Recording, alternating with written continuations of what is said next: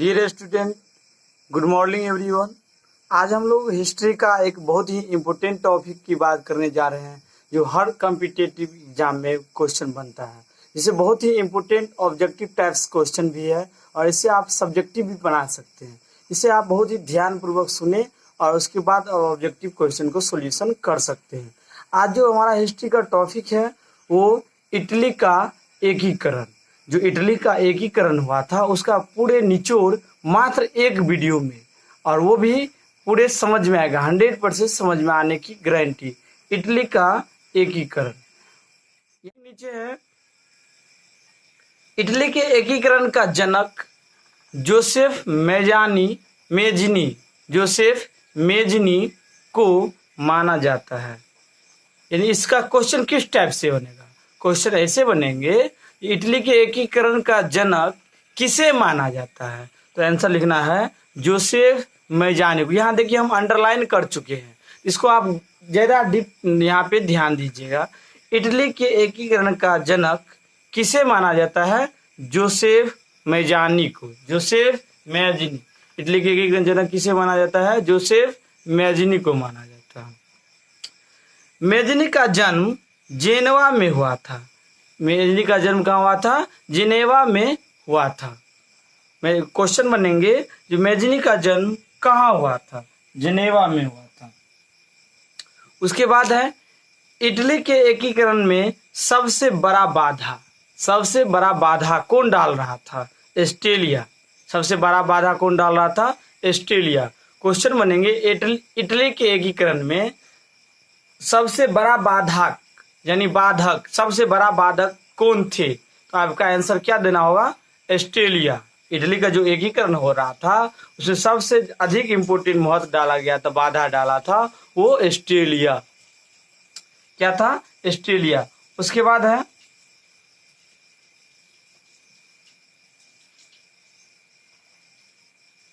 सबसे बड़ा बाधा माना जाता, किसको माना जाता था?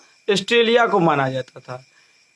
इटली के एकीकरण की इटली की समस्या को क्या लिखे हैं? इटली की समस्या को काउंट काबूर, किसने?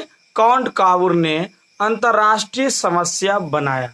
अंतर्राष्ट्रीय समस्या बनाया।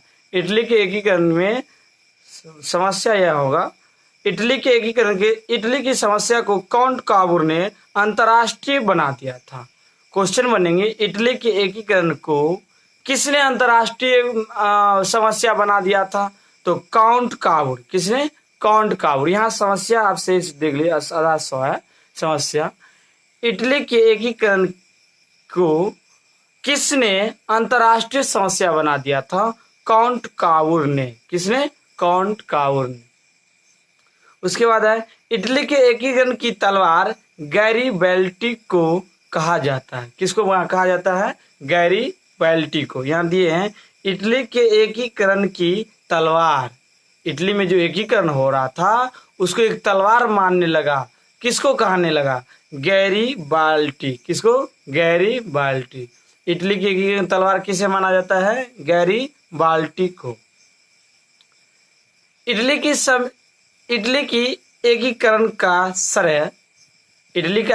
का श्रेय मेजिनी, काउंट काबूर और गैरीबल्डी को दिया जाता है। क्वेश्चन बनेंगे 100% यहाँ से, इटली के एकीकरण का श्रेय किसे दिया जाता है? किसको माना जाता है? तो या तो आप मेजिनी डाल सकते हैं, या काउंट काबूर, या गैरीबल्डी। ये तीनों ऑप्शन में अगर तीनों रहेगा तो तीनों डालेंगे, अन्यथा वन कोई रहेगा तो वन ही डालेंगे। इटली के एकीकरण का श्रेय किसे दिया जाता है या किसे माना जाता है? मेजिनी को भी माना जाता है, काउंट काबूर को भी माना जाता है, और गैरीबल्डी को भी माना जाता है। इटली के एकीकरण का श्रेय मेजिनी, काउंट काबूर और गैरीबल्डी को दिया जाता है। उसके बाद है यंग इटली। क्या लिखे हैं? यंग इटली की स्थापना 1831 ईस्वी में हुआ था। यंग इटली का स्थापना कब हुआ था?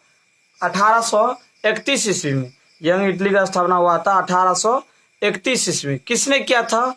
जोसेफ मेजिनी ने किया था। यंग इटली का स्थापना किसने किया? तो जोसेफ मेजिनी ने किया। कब किया? 1831 1831 ईस्वी। यंग इटली का स्थापना किसने किया था? जोसेफ मैजनी ने किया था और 1831 ईस्वी में किया था। उसके बाद है गैरिबल्डी, यहां लिखे हैं गैरिबल्डी लाल कुर्ती नाम से सेना का संगठन किया। गैरिबल्डी लाल कुर्ती नाम से सेना का संगठन किया। क्वेश्चन आएंगे गैरिबल्डी किस सेना का गठन किया? तो लाल कुर्ती नाम का, क्या उसका जो सेना था उसका नाम गठन जो किया, उस गठन का नाम रखा गया था लाल कुर्ती। यानी गैरिबल्डी लाल कुर्ती नाम से सेना का संगठन किया।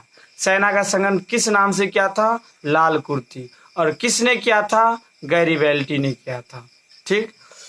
इटली के एकीकरण की शुरुआत लोम्बार्डी और सार्डिनिया राज्य के मेल से हुई थी। इटली के एकीकरण की शुरुआत जो हुआ था सबसे पहले लोम्बार्डी और सार्डिनिया राज्य के मेल से हुई थी। सार्डिनिया राज्य के मेल से हुई थी। इटली राष्ट्र का जन्म, ये जो इटली हमारा राष्ट्र है, इटली राष्ट्र का जन्म 2 अप्रैल 1860 ईस्वी में। इटली राष्ट्र का जन्म जो हुआ था 2 अप्रैल 1860 ईस्वी को माना जाता है। इटली राष्ट्र का जन्म कब हुआ था? 2 अप्रैल 1860 ईस्वी को माना जाता है। 1871 ईस्वी में रोम का संयुक्त इटली का राजधानी घोषित किया गया। इटली की राजधानी किसको घोषित किया गया था? रोम को। इटली की राजधानी को किसको घोषित किया था? रोम को। कब किया? 1871 ईस्वी में। क्वेश्चन बनेंगे यहाँ से, इटली का राजधानी कौन थे? रोम। और कब घोषित किया? 1871 ईस्वी में। 1871 ईस्वी में रोम को, किसको? रोम को संयुक्त इटली, क्या लिखे हैं? संयुक्त इटली की राजधानी घोषित किया। क्या? संयुक्त इटली की राजधानी घोषित किया। संयुक्त इटली के एकीकरण 1871 ईस्वी में काउंट काबूर ने किया। क्वेश्चन बनेंगे यहाँ से, इटली के एकीकरण 1871 ईस्वी में काउंट काबूर ने किया। इटली के एकीकरण किसने किया और कब किया? तो 1871 ईस्वी में। और कौन किए? तो काउंट काबूर ने किए। उसके बाद है इटली की एकता का जन्मदाता नेपोलियन था।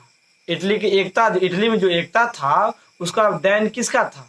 वो जन्मदाता जो माना गया था नेपोलियन बोनापार्ट जो थे, जिसका वंश ही है बोनापार्ट, इसलिए उसका नाम लगाया गया था नेपोलियन बोनापार्ट। तो यहाँ से क्वेश्चन बनेंगे, इटली के एकता का जन्मदाता किसको माना जाता है? नेपोलियन को। ठीक। इस तरह से आप इटली के एकीकरण को बहुत ही अच्छी तरह से समझ सकते हैं और कोई भी ऑब्जेक्टिव या सब्जेक्टिव टाइप्स का क्वेश्चन को सॉल्यूशन कर सकते हैं। Thank you so much.